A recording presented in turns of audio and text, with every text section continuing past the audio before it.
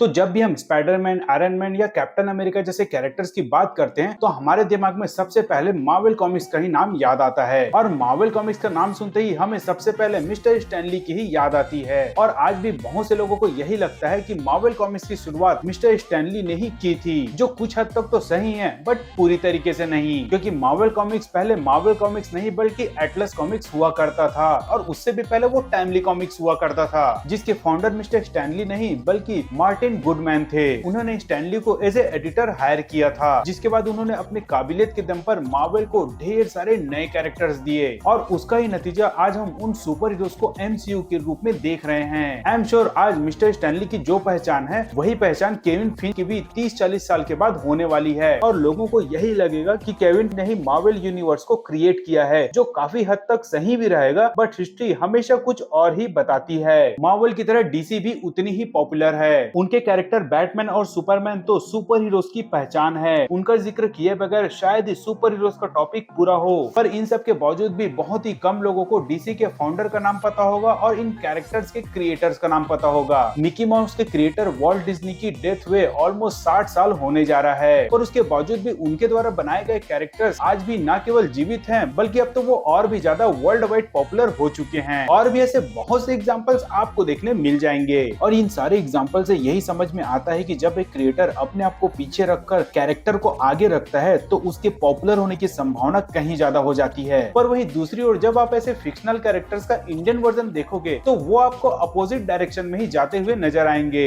शक्तिमान आज भी बस भीष्म इंटरनेशनल और मुकेश खन्ना तक ही सीमित है। दर्जन भर सुपर हीरोज का परिवार, जिसे पता नहीं क्यों इंडिया का मार्वल कहा जाता है, वो आज भी बस गुप्ता परिवार के अंदर ही फंसे हुए हैं। ऋतिक रोशन के अलावा क्रिश को ना कोई इमेजिन कर सकता है और ना ही इसके मेकर्स इसे कराना चाहते हैं। और इन सब का रीजन बस यही है कि सारे क्रिएटर्स अपने बनाए हुए कैरेक्टर्स को ऐसे सीने से लगा कर रखे हुए हैं जैसे जॉनी लीवर अपने पेंटिंग को लगा के रखा हुआ है। अब आई नो बहुत से लोग ऐसा बोलेंगे कि भाई उनका कैरेक्टर, उनकी प्रॉपर्टी, उनकी आईपी, तो भाई मर्जी भी उनकी ही रहेगी ना, जिसे मैं भी डिनाई नहीं करता। पर ये बात पूरी तरीके से सच भी नहीं है, क्योंकि वो प्रॉपर्टी भले ही उनकी हो पर वो बनाया गया था आप और हमारे जैसे फैंस के लिए। और वो फैन हमेशा से ही उस कैरेक्टर को इवॉल्व होता हुआ ही देखना चाहेगा, न कि 30-35 सालों से एक ही जगह पड़े रहते। और सिंस ये कैरेक्टर्स पब्लिक के लिए बनाया जाता है तो भाई थोड़ा हक तो पब्लिक का भी होता ही है। इसीलिए आप देखोगे कि पब्लिक डोमेन का इंटरनेशनल लॉ ये कहता है कि अगर किसी क्रिएटर की डेथ हो जाती है तो वो कैरेक्टर कुछ सालों के बाद पब्लिक डोमेन में चला जाता है, ना कि क्रिएटर के चाचा, मामा, फूफा को। और जिसके बाद वो उन कैरेक्टर्स को अपने प्रोजेक्ट्स में यूज भी कर सकता है या उनके लिए एक डेडिकेटेड प्रोजेक्ट भी बना सकता है। Sherlock Holmes, Robin Hood, Zorro, Dracula, John Carter, King Kong, Hercules, Aladdin जैसे बहुत से कैरेक्टर्स इनके पॉपुलर एग्जांपल्स हैं। पर चलो, फैंस को इन सब से कोई मतलब नहीं है। उन्हें इतना सब सोचने की जरूरत नहीं है। उन्हें फर्क नहीं पड़ता कि उनके फेवरेट कैरेक्टर को एक इंसान चला रहा है, एक परिवार चला रहा है या पूरा समाज चला रहा है। और ना ही उन्हें रूल्स, रेगुलेशन और लॉ पे सर खपाने की जरूरत है। उन्हें तो बस इस चीज से मतलब रहता है कि उनका फेवरेट कैरेक्टर बस आगे बढ़ते जाए, फिर चाहे उन्हें आगे बढ़ाने में कोई भी हेल्प करता रहे। और ये सारी चीजें तभी पॉसिबल हो पाएगी जब क्रिएटर्स अपना ईगो साइड में रखकर कैरेक्टर्स या यूनिवर्स को एक्सपैंड करने के लिए किसी से कोलैबोरेट करें या किसी को अपने कैरेक्टर्स हैंडओवर कर दें। पर नहीं, मुकेश खन्ना जी 66 की उम्र में आज भी शक्तिमान की कॉस्ट्यूम पहनकर वापसी करना ज्यादा उचित समझा, बजाय इसके कि इतनी अच्छी डील, लिटरली इतनी अच्छी डील को सही तरीके से यूज करे। चलो इस बात को साइड में करते हैं कि रणवीर जी को शक्तिमान बनना चाहिए कि नहीं, हम उसके ऊपर बात ही नहीं करते। पर क्या पूरे इंडिया में मुकेश खन्ना के अलावा आज तक कोई सा भी ऐसा एक्टर नहीं मिला जो इस भूमिका को निभा सके? फिल्म को अनाउंस हुए अब ऑलमोस्ट 3 साल होने जा रहा है, पर अब भी यही कहा जा रहा है कि भाई अच्छा एक्टर ढूंढा जा रहा है। एंड आई एम श्योर कि आने वाले 3 साल के बाद भी यही क्वेश्चन कंटिन्यू रहेगा। दरअसल बात घूम फिर के वहीं आ जाती है कि ये सारी चीजें तभी पॉसिबल हो पाएगी जब फिक्शनल कैरेक्टर को मात्र फिक्शनल कैरेक्टर ही माना जाए। तो जो क्रिएटर मात्र 20-25 साल पुराने अपने कैरेक्टर को माइथोलॉजिकल कैरेक्टर बनाने पे तुला हुआ है, अपने अलावा किसी दूसरे को शक्तिमान बनता हुआ नहीं देख सकते, तो उस कंडीशन में वही सब होगा जो आज हो रहा है। शक्तिमान के लिए एक्टर का सिलेक्शन तो ऐसा हो गया मानो तिब्बत की जनता अपने लिए नए दलाई लामा के सिलेक्शन कर रहे हैं। माहौल तो ऐसा बन चुका है जैसे थॉर का हथौड़ा कोई वर्दी ही उठा सकता है, वैसे ही शक्तिमान का कॉस्ट्यूम कोई प्योर ब्लड ही पहन सकता है, नहीं तो कॉस्ट्यूम पहनते ही वो अंदर ही घुट कर रह जाएगा। वैसे अब तो ऐसा लगने लग गया है कि हम लोग भले ही ये सारी बातें मजाक में करते हैं, पर मुकेश जी सच में इन सब बातों पे बिलीव करने लग चुके हैं। कभी कभी ये सोचकर हंसी भी आती है और दुख भी होता है कि उस वक्त शक्तिमान देखने वाले बच्चों में आज इतनी समझदारी तो आ चुकी है कि शक्तिमान भले ही आज भी एक इमोशन है, पर था तो वो एक मनोरंजन का साधन ही। पर उस वक्त ही जो मुकेश खन्ना जी 35-40 साल के थे, वो आज तक इन बातों को समझ ही नहीं पा रहे हैं, या फिर ये कहा जाए कि वो समझना चाहते ही नहीं। वो ये नहीं समझना चाहते कि पॉप कल्चर के मामले में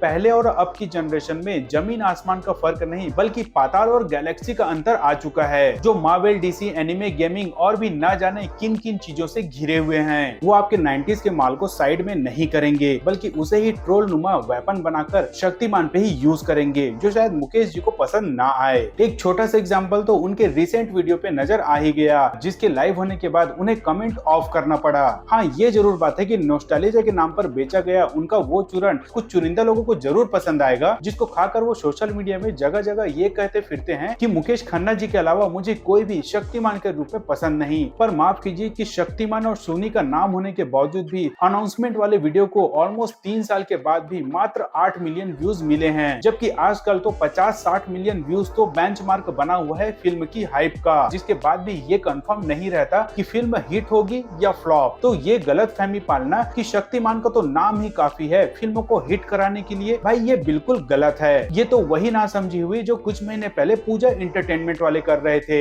अपने आप को हॉलीवुड का 14 समझकर गणपत और बड़े मियाँ छोटे मियाँ जैसे साई-फाई मूवीज बना डाले, जिसके कारण ही हमें आज ये न्यूज सुनने मिलता है कि पूजा एंटरटेनमेंट वाले कभी अपने स्टाफ को फायर कर रहे हैं तो कभी वो अपने ऑफिसेस को बेच रहे हैं। और इसीलिए कहा जा रहा है कि आप भले ही किसी की ना सुने, पर उनकी तो सुन ले जो आपके प्रोजेक्ट पे पैसा लगा रहा है। सोनी पिक्चर्स अगर किसी एक्टर विशेष के पीछे पड़ा हुआ है तो भाई वो कुछ सोच समझ कर ही पड़ा होगा। इतना पैसा लगाने से पहले उनकी एनालिसिस करने वाली टीम दिल से नहीं बल्कि दिमाग से ही सोचेगी। पर अब तक जिस तरीके से चीजें डिले होती जा रही हैं और जो अब तक घटता आया है, उसे देखकर सोनी तो क्या कोई भी इन्वेस्टर अपने पैर पीछे कर लेगा। और हाल के दिनों में जो सारी चीजें हो रही है वो कहीं ताबूत का आखिरी किला साबित ना हो जाए, क्योंकि इन सारे इवेंट्स को देखने के बाद इंडियन सुपर हीरोज के फैंस जिन्होंने राज कॉमिक्स से तो अपनी उम्मीदें छोड़ ही दी हैं, अब वो शक्तिमान से भी गिव अप करना शुरू कर चुके हैं। जो फैंस मात्र कुछ साल पहले शक्तिमान को फुल सपोर्ट देते नजर आ जाते थे, उसके लिए लड़ते झगड़ते नजर आ जाते थे, वही फैंस आज क्रिटिसाइज करते हुए नजर आ रहे हैं। कोई बोल रहा है कि आज के समय शक्तिमान ही शक्तिमान का सबसे बड़ा दुश्मन बन चुका है, तो कोई बोल रहा है कि 90s में जो शक्तिमान सुपरमैन हुआ करता था वही शक्तिमान 2024 में आकर होमलैंडर बन चुका है। 2008 में I the dark Knight trilogy का वो डायलॉग आज शक्तिमान के ऊपर मोर देन 100% फिट बैठती है। You either die a hero or you live long enough to see yourself become the villain. वैसे ये डायलॉग केवल एक पे नहीं बल्कि बहुत से क्रिएटर्स पे लागू होती है, जो ऑनरशिप के नाम पे किसी प्रोजेक्ट पे इतना टांग अड़ाते हैं कि फिल्म मेकर और स्टूडियो इनके कॉपीराइट लेने से बेटर अपना नया सुपर हीरो फिल्म बनाना ज्यादा सही लगता है। और जब तक क्रिएटर्स का ऐसा रवैया रहेगा तब तक आई डाउट कि कभी भी हमें world class super hero franchises देखने मिलेगी, क्योंकि ये सारी बातें भले ही आज पुराने पब्लिशर्स पे लागू होती है, पर I am sure in future नए पब्लिशर्स का भी रवैया कुछ ऐसा ही होने वाला है, जो भले ही आज डाउन टू द अर्थ नजर आते हैं पर आगे चलकर शायद वो भी मेरी आईपी मेरी मर्जी वाला गाना गाते हुए नजर आएंगे। हाँ, ये अलग बात है कि आज के समय में सपोर्ट ना मिलने पर वो ये कहते हुए नजर आ जाएंगे कि अरे भाई ये तो आप ही का कैरेक्टर है, अगर आप लोग ही सपोर्ट नहीं करेंगे तो कैसे चलेगा। मुकेश जी शक्तिमान कैरेक्टर से तो बहुत अच्छे से अटैच्ड हैं, पर वो उनके दूसरे कैरेक्टर आर्यमान से ज्यादा अटैच्ड क्यों नहीं है? तो इसका सीधा सा जवाब यही है कि उस वक्त लोगों ने शक्तिमान को सपोर्ट किया, उसे अपना भरपूर प्यार दिया और आर्यमान को उसके कंपेयर में थोड़ा कम प्यार और सपोर्ट मिला। तो इसका मतलब यही हुआ ना कि शक्तिमान को बनाने में पब्लिक की भी भागीदारी उतनी ही थी जितनी मुकेश जी की थी। और शायद यही वजह है कि इन सारे एक्टिविटीज को देखते हुए वही फैंस आज ट्रोल करने में जुट चुका है जो पहले कभी बहुत बड़ा फैन हुआ करता था और हर चीजों पे सपोर्ट करता था। एनीवेज, ये था मेरा एक छोटा सा एनालिसिस। आपका भी इस इशू पे क्या कहना है या आपके कोई विचार हैं तो कमेंट बॉक्स पे जरूर लिखें। तो मिलते हैं दोस्तों अगले वीडियो में जल्द ही, तब तक के लिए tata bye bye and take care.